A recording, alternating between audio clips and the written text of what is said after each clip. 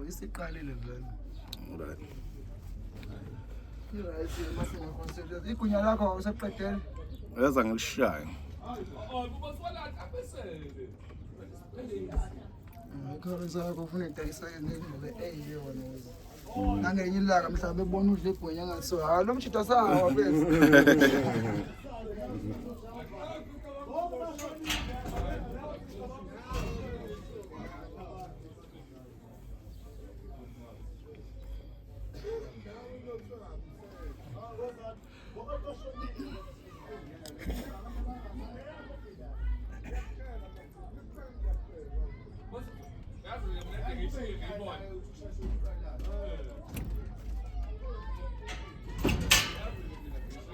Ngisithatha kancane nje spotlight sakho mase just for ukutshengisa ukuthi we here. Ngama sithabe bu interviewer effort. No, you here, now I'm here. Okay, namhlanje we have an interview yomchita owinile ohlule uYoung Cannibal omunye umchita uYoung Cannibal kade bebhehlisha naye izolo cabanga. Izolo cabanga.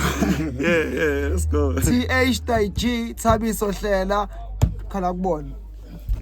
Sanibonana bafethu. Besechaza uYoung Cannibal.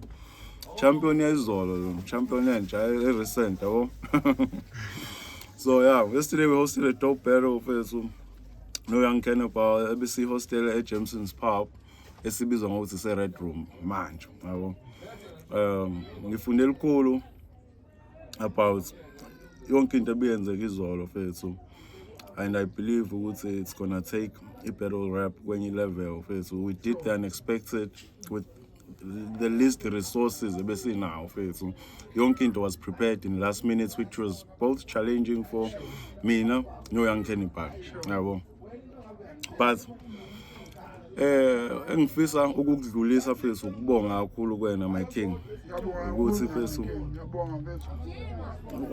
made my dreams possible fethu ngabona ukuthi angihlanje yabo. Sure.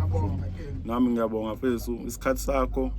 I'm sure you had sleepless nights because we had a week to prepare for a battle. Ngathi angikurespect after this ngaba angizazi ukuthi yabo umuntu kanjani ngoba umuntu akwenza ungalali bese ebusuku uzama ukumemorize ama-lyrics akhuluma ngaye. Ama-lyrics adlule ku-100 bars akhuluma ngomunye umuntu kumele uwazi ekugcineni akuhlule futhi yabo. Ufaka ama-emotions, ushaya ama-mirror projection, ubone ukuthi yiphi aggression right for le bar le. Takes up a lot of work fethu. So onke lama components esiwabalayo abuild up ekuthenini ibattle yethu izolo ibe success fethu. So sishayeleni izandla ngayami. That was fucking dope. Bese ngiyabonga namanje fethu ngibonga ngiqede fethu. Wena ngokubuka kwakho manje umuntu ogukhayo uzovuma for a battle because ngicabanga ukuthi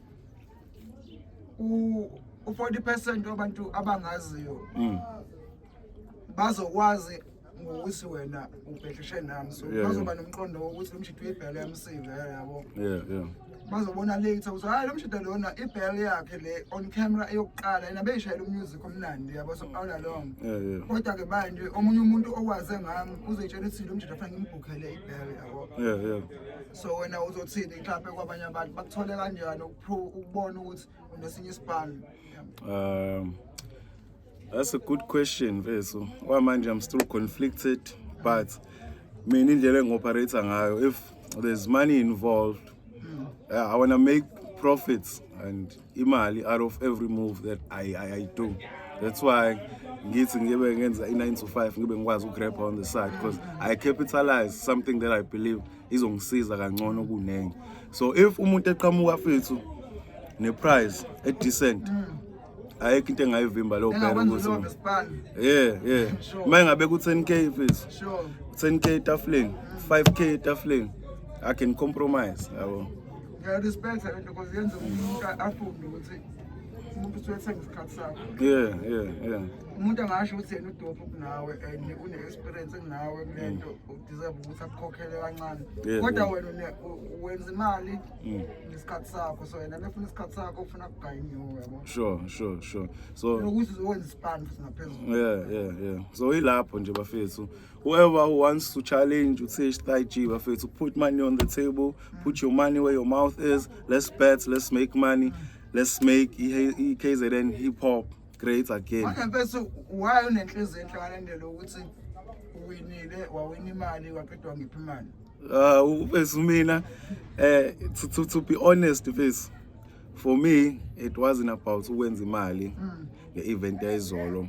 Eyayizolo kodwa as much as ngu-businessman, yes ngiyenzile imali, I made the profits because any profit is profit first. Ngisho ngathiwa 100 rand, ngisho ngathiwa 50 rand, ngisho ngathiwa 20 rand, but mina mfethu lokho engikunikeze khona izolo bafu, I don't even feel like it was worth isikhathi sakho mfethu, indlela engihlonipha ngayo. Sekhambisana nane appreciation bafu ukuthi all along I always wanted to rap like uYoung Cannibal or better. I always wanted to be. Ngiyabonga ukuthi wenze better. Ngiyabonga kakhulu because this inspires me back ukuthi umuntu ongitshena ukuthi uke wabukela kumina somehow. Because to be honest, sekumele mina ngifunde something kuyena yabo. Sure. Kuningi ngikufundele manje. Ngiyabonga kakhulu. Kuhle mfethu, the feeling is mutual dog.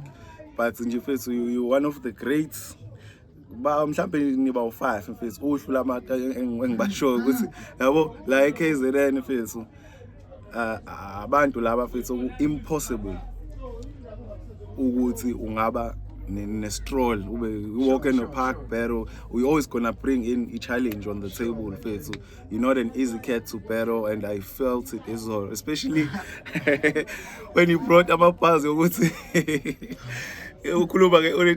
those loyal bars were crazy.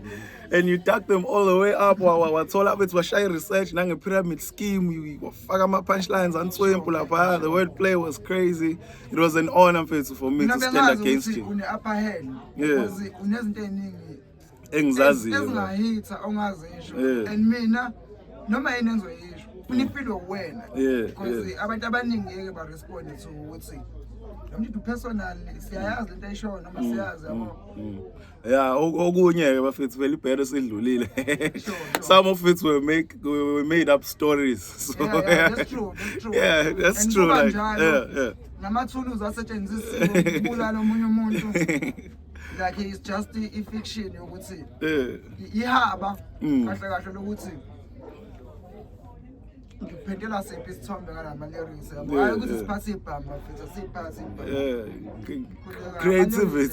Creativity mfethu. Ebalekile kunayo yonke into mfethu. And shout out to iOLED Black ngoba ngiyazi usangidisanga. Mina ngixolise bafo bese ngifuna ukurhyme lapha khona nami uline engusebenzisile mawukhumbula kahle bese ke iOLED Black, which was very strong, but yeah, ngixolise mfethu. Kakhulu mfethu. And kodwa ngoba usebenzile hayi mfethu futhi angicabanga ukuthi bungaqondile. Hayi ngisiphi mfethu, hayi ngisiphi, but ngiyabonga mfethu kakhulu King ngeplatform ngifunde a lot. How we getting ukuthi sisebenze no TSHG engomeni ngoba ngiyazi ugcina studio kakhulu vele. Sipana kanjani no TSHG? It's very simple. Manje kwami mina ngiyazi vele ukuthi after this so span. Yeah, definitely. Omunye umuntu mhlawumbe ukuthola kanjani? You can reach out to me first on my socials. Ngine page lapha ngicela nihambe no like abafethu.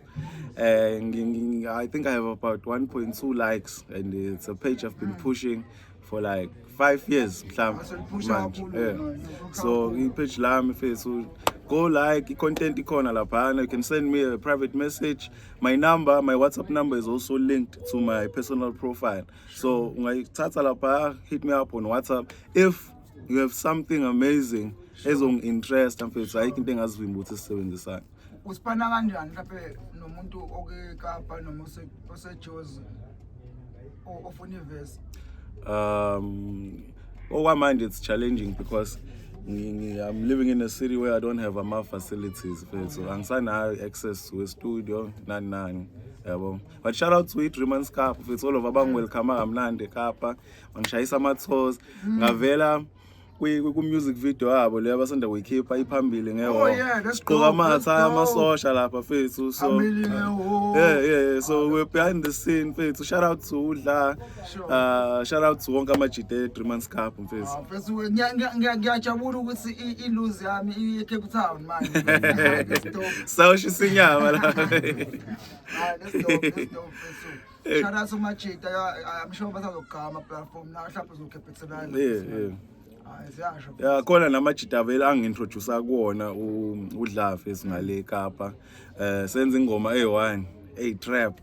So I don't know ukuthi umjita uzoyirelease nini, but it was a banger. Now udla ukuyona lo ngoma. Na udla akekho kuyona mfethu. Angakasibhani nabo as yet. Oshuthi akhona ama-chances ukuthi ugcina sokhipha ama-collab namajita angakhona ngale Kapa. Definitely, dog.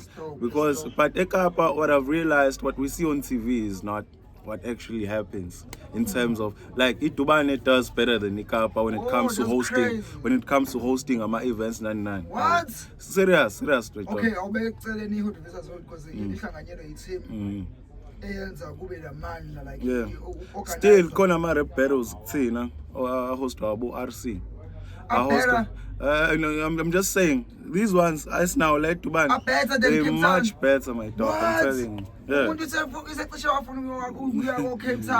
know. What? That's crazy. Ukala bo drive a car pa jifisa umeroputsini rule number 1 nasekapa. Hey, please, well, calling that to Philip lapha. Calling that to ise Kailisha. Hey, calling that to ise Cooks kubo ngakubodla. Hey. Lonke lo ndawo yasho. Futhi lonke ilokishi laseKapa. Hey, amalokishi aseKapa is very dangerous, but fortunately ngihlala lokishini la khona. Bayi ngisebenzela kulona mfethu. So kuphethe ngalendlela ukuthi mfethu. Ngawo futhi ukudrive. Huh? Yeah, I drive. Crazy. And every day, dog, every day. It's crazy. Mangifike esayithini bafu ngisuke ngine escort. I-security eliqashela ukuthi lizogada mina ukuthi Wenza lento oyizele. ngiza lento engiyizele ngiphephile. Ngisuke ngigadwe ngesibhamu. The way it's so dangerous.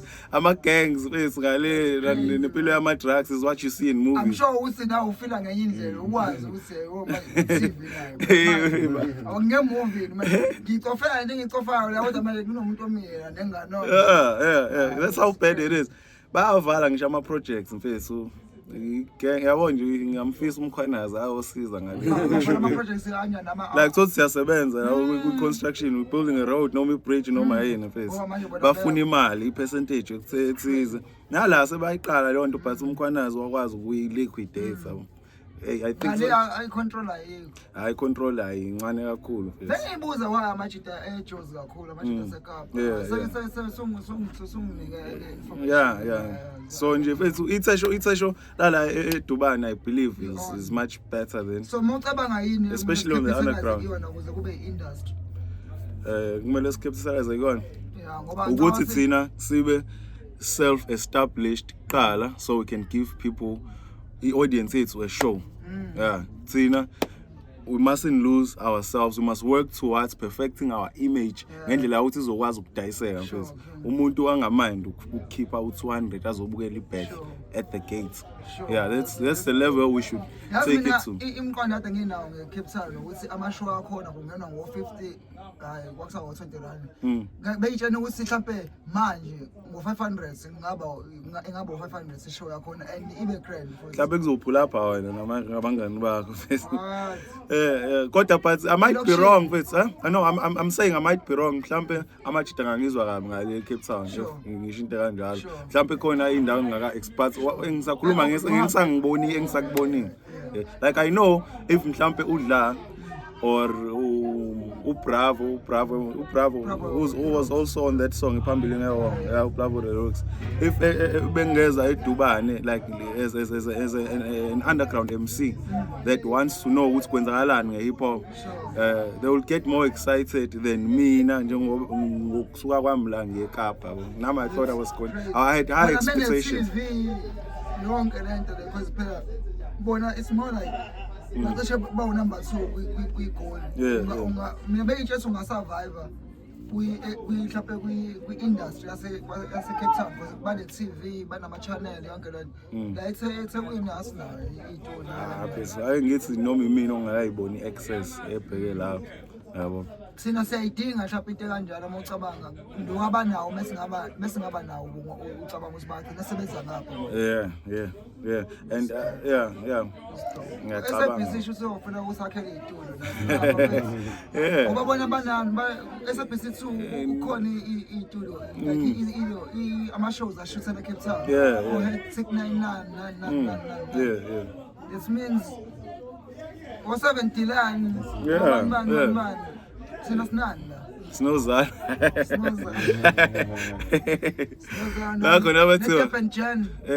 Kodwa manje nakhona bayishuthela la for into i-project yala. Basuke befuna ukuveza indawo zala ukuze kube mhlawumbe sesivala my king ini mhlawumbe ungayisho mhlawumbe to challenge anyone ngokuthi mhlawumbe akusupport ngandlela mhlawumbe ongamchallenge ngayo drop ama-handles social media iSpanish zayo iSpanish corner ama-collabos nje. Okay, sesivala my king. Shout out to everyone who pulled through with venues all. You guys made history. Without y'all, bengeze be possible lento le. Besibona ama like nje besingayitshela ukuthi abantu ngempela abazoqhamuka. Nalabo abangafikanga bethe bazofika ngiyanibona.